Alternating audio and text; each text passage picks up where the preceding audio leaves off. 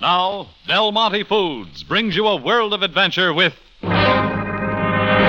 Rocky Jordan.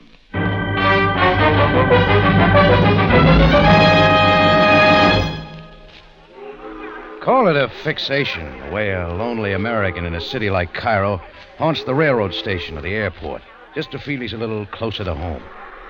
This time I was at the Nile docks. It's always a great show, the pageantry, gay colors, honking taxis swarming the curb of the Nile Drive. 10 dragomen and a dozen beggars for every tourist. But it seemed like a picture that I wasn't a part of, till suddenly a girl ran out of the crowd toward me. Darling! Oh, darling, it's been so long. She was blonde, American, and beautiful, but her eyes were sheer panic as she threw her arms around my neck and the kiss was square in my lips. I knew you'd be here to meet me, darling. Have another look, lady. You might have the wrong man. No, wait. Hold me for just a moment. It was a pleasure, but what happens when the right fella shows up? Please, just hold. So I did. Her arms clung tightly to me, her head hidden on my shoulder. My eyes scouted the people around us. Then I saw Captain Sam Sabaaya with a couple of his men standing on the curb, watching the crowd come down the gangplank of the steamer. Then, as fast as she'd come, the arm slipped from my neck and the strange girl was gone, swallowed up in the crowd.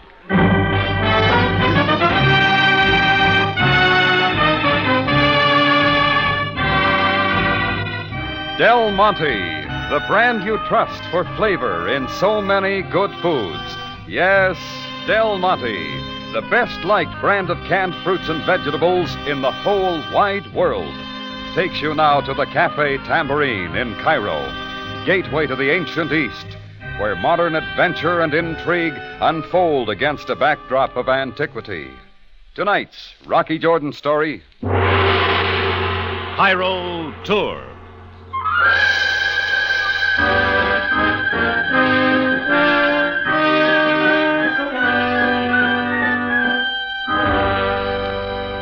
It wasn't something I could complain about, the pretty blonde coming out of the crowd at the Nile docks and kissing me like a long-lost friend, even though I'd never seen her before.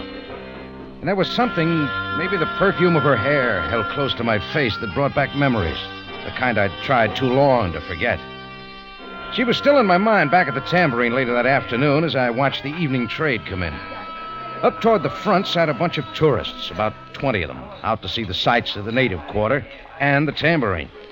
I was back at the counter when Chris, my bartender, came over. Hey, Rocky. Yeah, Chris? There's a woman back in your office waiting to see her. Oh? Take it easy, brother. I don't envy what you got coming. Well, what have I got coming? You better ask her, Rocky. Something in Chris's look moved me to the office in a hurry. If I'd hoped it was the pretty blonde again, I had a disappointment. This one was tall and rigid, and she didn't stop pacing the floor. Mr. Jordan, I am Hilda Courtright of the Happy World Tourist Agency. This a personal visit, Mrs. Courtright? Miss Courtright, and I demand to know the meaning of this. I demand to know, do you hear, Mr. Jordan? Maybe you could make more sense sitting down, Miss Courtright. Very well. Now, I conduct a travel tour from the States. I brought 20 tourists here to your cafe this evening, as I do every year. Your Tambourine has a certain reputation. Okay. So you brought them slumming. Call it what you like. They spend their money here, and what thanks do I get? What do you want, 10%? Enough of this, Mr. Jordan. Experience has been a great teacher for me. I know what happens to some girls away from home with preconceived ideas about desert excitement and romance. This is getting too good. The point is, Mr. Jordan, that one of my clients is missing. She took one look at you when you came in, ran out the Tambourine door, got in a taxi, and was gone. She's been acting strangely all day. Look, Miss Courtright, it's the rush hour. If you leave the name and address, I'll let you know what turns up. See that you do. My client is Marcia Palmer of Cincinnati. We're at Shepherd's Hotel. I'm personally responsible for my charges, and I intend... All right, describe the girl if you want to. Well, she's blonde and pretty. Very pretty. Mr. Jordan. Yeah? This girl is a very beautiful young lady, and something tells me you not only have seen her, but you're lying to me. Now, how'd you figure that out? For one thing, Mr. Jordan, you should be more careful with the lipstick on your collar.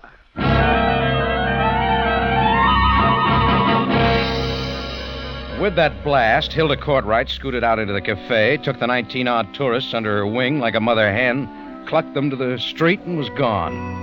It was a good guess I had seen Marcia Palmer before, where she'd kissed me without saying why and left some of the lipstick. Just what she was hooking me into was worth finding out. I went out to the street, checking the taxi drivers who had stations near the Tambourine.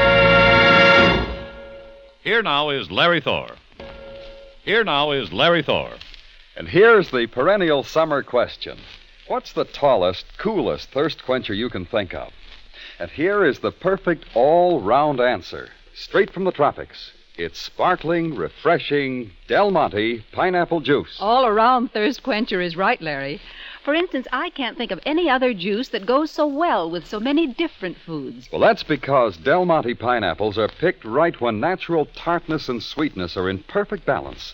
Exclusive Del Monte strains of pineapples, too. Talk about tempting refreshment. Take a sip of this richly satisfying flavor. Then go ahead and drink to your thirst's content. Del Monte pineapple juice is healthful.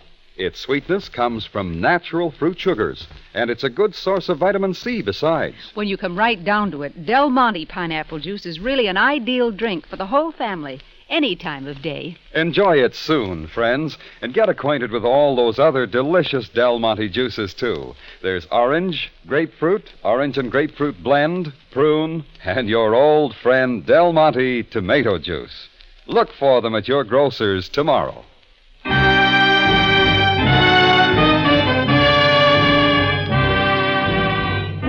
Now we take you back to Cairo and tonight's Rocky Jordan story, Cairo Tour.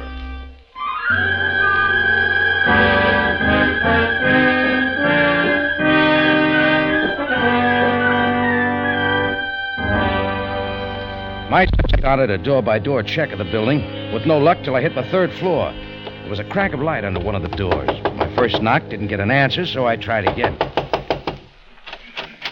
Who is it? We can talk better inside. No, please, I can't let you. No kiss for me this time, Marcia? What's happened between us? Oh, it's you again. I don't understand. A lot of us don't, Marcia. You and I were real romantic down at the Nile, but when you saw me on my tambourine, you beat it. Why? Well, it was seeing you so soon again. I was embarrassed. I was so upset. I belong at the tambourine. I run the place. Rocky Jordan's in there. Oh, I see. Mr. Jordan. Hilda Courtright got the idea I should know why you took the run out. Why was it? You told Hilda somebody was trying to kill you. I'm sure of it. She wouldn't believe me, but I know somebody tried. And that sent you right into my arms, huh? Well, we had just come off the boat this afternoon. I got separated from the party and was standing in the crowds at the curb, waiting for a taxi when someone tried to push me in front of a car. Could be mistaken. Oh, no, I'm certain. I twisted away and ran. And then I saw you standing there, an American. I took refuge with you for a moment. I was frantic. I'm so sorry. You don't have to be sorry about that. But who in Cairo would want to kill you? Mr. Jordan, I don't know. There's no possible reason. Marcia, about a taxi driver, an American. I think he picked you up after you left the tambourine. How did you know about him? Just tell me who he is. I've never seen him before. But he saw that I was frightened. I told him somebody was trying to kill me. He's from Ohio, the same as I. So he just wanted to help, that's all. He found me this room where I could hide safely until I could decide what to do. What else do you know about him now? What do you mean, Mr. Jordan? You don't know that he's still in his taxi down on the street? That he's dead? Oh, no. But why? What does it mean? Somebody thought he was helping you too much, maybe. And just because he wanted to help me, he's dead. Mr. Jordan, what's going on? What is it? You sure you don't know? I swear I don't. But it proves I was right. Somebody did try to kill me. Well, the police will have to know about the driver. Yes, they will. You'll have to tell them about my being here? Oh, not necessarily. I don't think you killed him. But whoever did might be the one who's trying for you. Just sit tight here till you hear from me.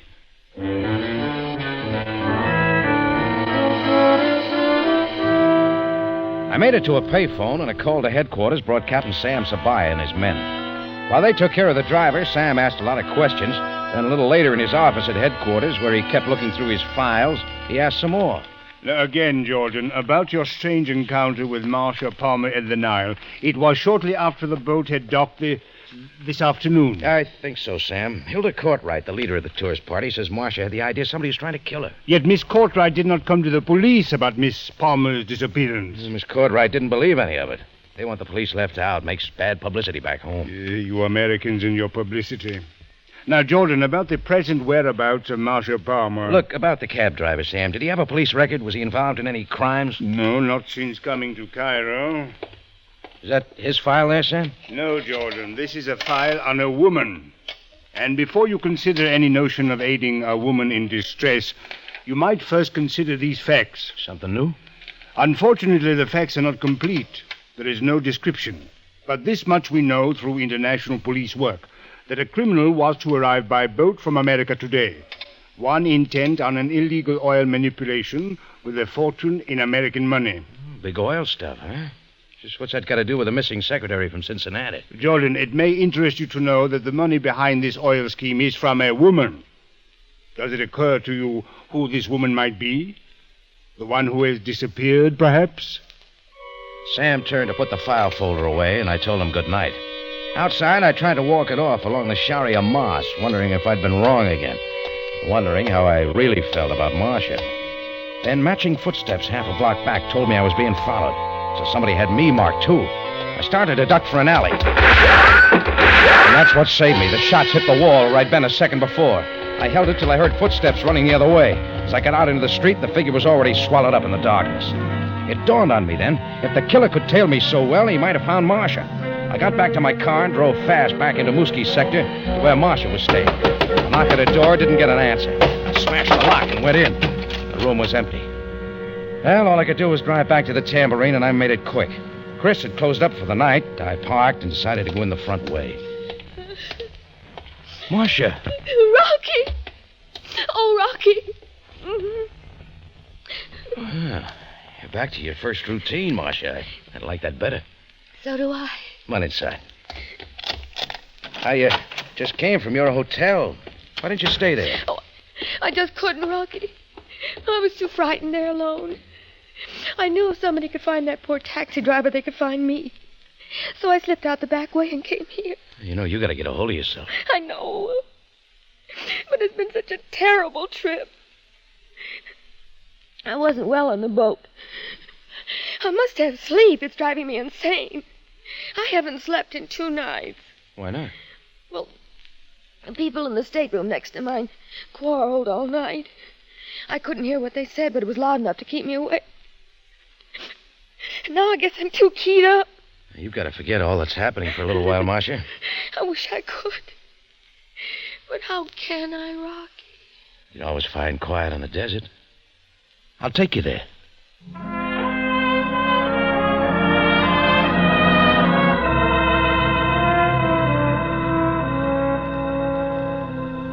We got in my car and drove through the Cairo streets, across the high bridge of the Nile, through Giza, then slowly out onto the desert. There we parked and watched the full moon come up that washed the pyramids and turned the sand gleaming white. We talked about everything but murder. Marcia was beginning to forget. St. Louis. I've been there once or twice, Rocky. Yeah, it's not a town a fellow forgets. No. But you haven't been back for so long. Why not? Oh, people sort of grow away from places. Oh, I'm sorry. If you don't want to talk about it, that's all right. Cincinnati might be more interesting for you. It seems such a long way off. Rocky. What did the police say about what happened to the taxi driver? You're not going to think about that. Not tonight. All right, Rocky. Not tonight.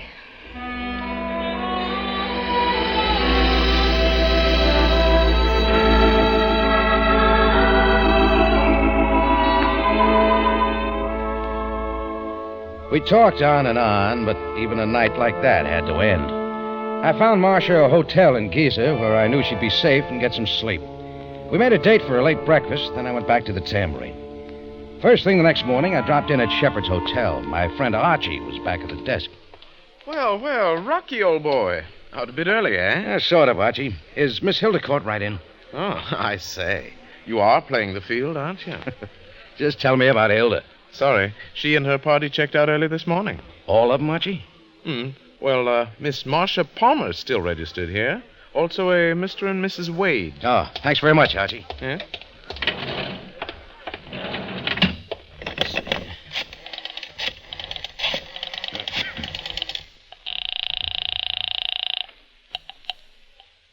Police headquarters, Sabaaya speaking. Hi, Sam. It's Rocky. Good morning, Jordan. Listen, do you have anything more on the death of that cab driver? Only one thing. A woman's purse was found between the cushions in the back of his cab. You know whose purse it is? Indeed we do, Jordan. The name in it is Marcia Palmer, and I have put out a general alarm for her.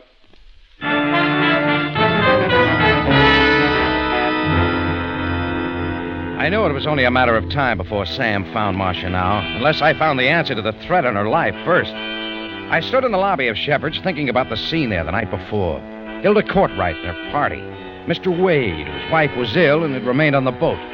Then it hit me full blast. 10 minutes later, I was at the Nile docks boarding the ship that had brought the tourist party to Cairo. The purser made it just hard enough. I am sorry, Miss Marcia Palmer is with her party. She will not return to the boat until this evening. Oh, well, I'll be back later. So what's her cabin number? Cabin 201. And the cabin occupied by Mr. and Mrs. Wade, more friends of mine. Cabin 202. Oh, right next to Marcia's, huh? How did you guess? That was enough to get me moving, not off the ship, but down below. Some good American money was enough to convince the cabin boy he should unlock the door for me to the Wade cabin. Once inside, I snapped on the lights and looked around. The usual suitcases, large steamer trunk. I noticed the man's clothes were mostly gone, but the woman's were all there. I kept searching the cabin, always coming back to that trunk. Finally, I knew what I had to do. It took a couple of minutes to crack the lock on the trunk, and I had it open. There, wedged inside, was the body of a woman. Surely that of Mrs. Wade. So it's you, Mr. Jordan. What are you doing here? Just paying my respects to your wife, Mr. Wade. How did you know? I didn't. You know, you'll have trouble getting rid of that. But not of you. The report of this gun will be heard all over the ship. And I'll get nothing but praise for killing an intruder.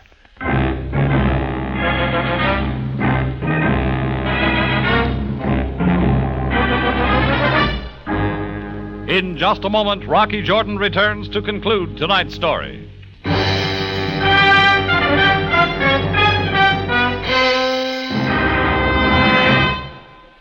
I've noticed most every woman has her own way of telling which are the best ears of corn on the market.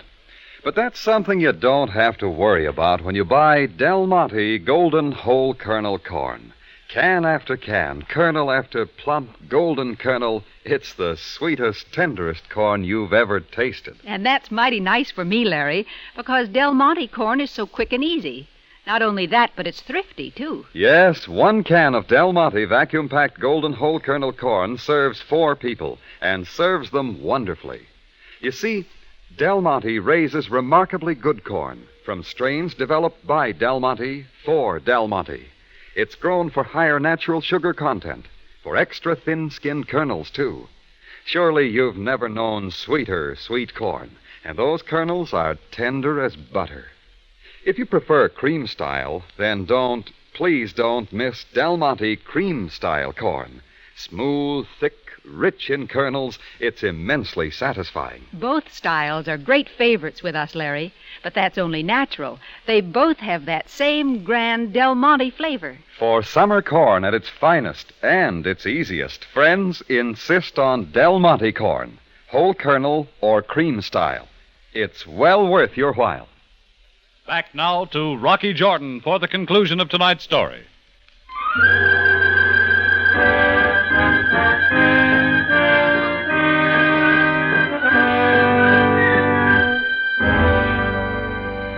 Wade forced me to close the trunk lid carefully over Mrs. Wade's lifeless body. Then I turned around and faced the muzzle of his gun. It quivered a little too much. I don't like to kill, but when it's necessary, Jordan... You're forgetting your real problem, Wade. Marcia Palmer. Where is she? Not too far off. Oh, then you know. Where is she, then? What did she tell you, Jordan? It wasn't Marcia who told it. About a big oil promotion all set up for you in Cairo. Was your wife's money going to swing it, Wade? You need never know. Only I'll bet the crooked deal was all news to your wife. When she found out about it, a big quarrel started. When she threatened to queer everything by taking it to the police, you had to kill her. Then you were afraid Marcia had heard it all from the next cabin. The walls are thin. I heard her sobbing. Sure. So you stayed close to Marcia the next day. Tried to kill her by shoving her in front of a taxi. But she escaped that. I'm asking you where she is now. Later, you saw her get into that cab outside the Tambourine. You found the cab again before I did. The driver refused to tell you where Marcia was. You feared what Marcia might have told him, so you killed him, too. Are you quite finished now? Except for one thing. Your big mistake. So? Marcia Palmer didn't know anything. She didn't know you'd kill your wife at all. You're trying to kid me, Jordan? Ah, you kidded yourself. You and your guilt-gutted conscience. Then how did you know? How would anybody know, including the police?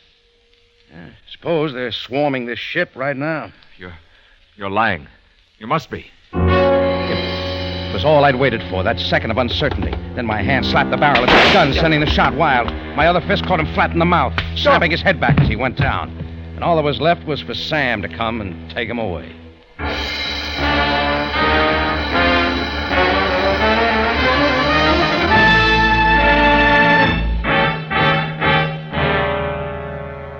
I made it for breakfast with Marcia right on time. That afternoon, we did the native shops and bazaars. Later, I showed her the Citadel by moonlight. Finally, Marcia and I sat at a table at my tambourine over coffee. Rocky, my boat sails in the morning. Yeah. Too bad you couldn't stay a while longer. Yes. It's been wonderful. In spite of the unknown danger. In spite of the horrible tension. Oh, Marcia, in Cairo, there's always the in spite of. I don't quite understand. A girl living in Cairo, around here, close to the native quarter, see too much of danger. Is that the way a man asks a girl to stay?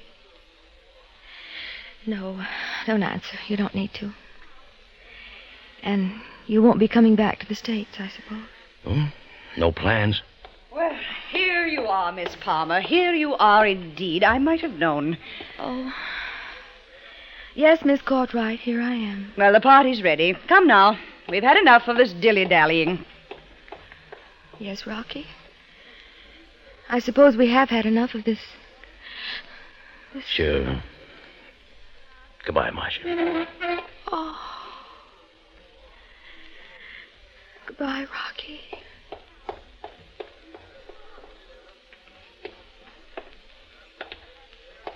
Well, Jordan? Oh, hello, Sam. Miss Palmer is a most fortunate girl. Yeah? Why? Well, after all, it is not every girl who gets the benefit of your personal Cairo tour.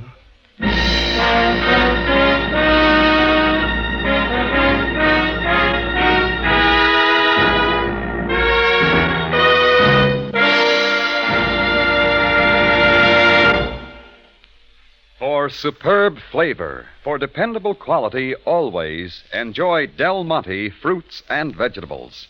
Remember, buy wisely. Buy for flavor.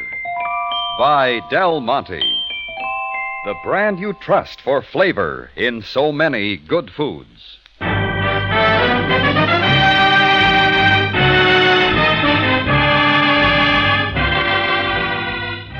Rocky Jordan, written tonight by Gomer Cool from a story by William Frug, stars Jack Moyles in the title role with Jane Avello as Sam Sabaaya, and is produced and directed by Cliff Howell, with original music composed and conducted by Richard Arant. Remember, you have a date next week at the Cafe Tambourine, run by Rocky Jordan. Same time, same station.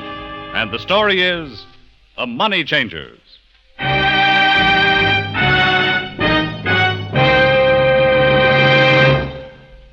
Have you tried Del Monte pineapple chunks? They're different, they're delightful, juicy, bite-sized pieces of superb tropic fruit, cooling and refreshing. Ask your grocer for chunks. Del Monte pineapple chunks. Ask him tomorrow.